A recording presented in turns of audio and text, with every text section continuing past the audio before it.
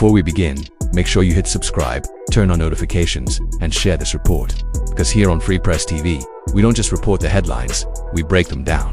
I'm Michael Patterson, and this is Free Press TV. A recent Pentagon prayer service sparked debate after U.S. defense official Pete Hegseth delivered what many believed was a biblical reading. It turned out to closely resemble a famous monologue from the film Pulp Fiction.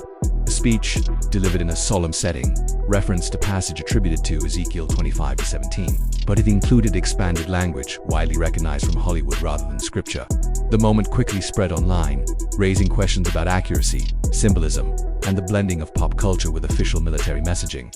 The original biblical verse, Ezekiel 25-17, is brief and direct, but the version delivered included dramatic additions, echoing the iconic speech performed by Samuel L. Jackson's character Jules Winfield.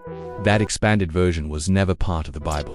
It was written for film by Quentin Tarantino and co-writer Roger Avary, blending biblical tone with fictional storytelling. In this case, the quote was adapted again into what officials described as a CSAR prayer, referencing combat search and rescue missions, particularly one involving a downed US airman behind enemy lines. To understand the deeper context, you have to look at the culture of combat search and rescue, often referred to as CSAR. These are among the most dangerous missions in modern warfare, recovering pilots shot down in hostile territory, operating under enemy fire, coordinating air and ground support under extreme pressure.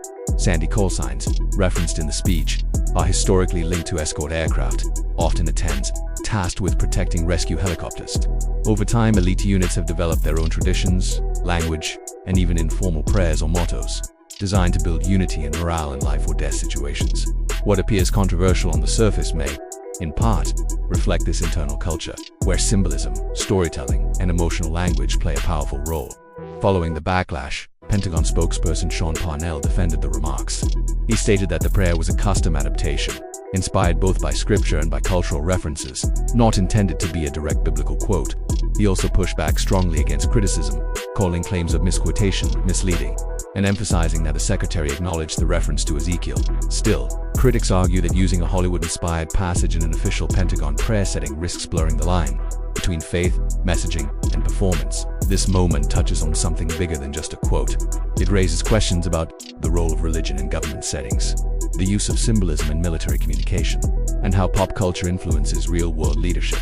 In an era where information spreads instantly, even small moments can become global conversations, especially when they involve national defense and public trust.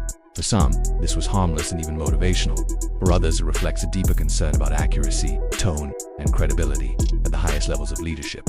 In the end, this wasn't just about a quote, it was about perception, meaning, and the intersection of culture, faith, and power. And in today's world, those lines are becoming harder to separate. I'm Michael Patterson, and this is Free Press TV. Stay informed, stay aware, and remember, truth has no agenda.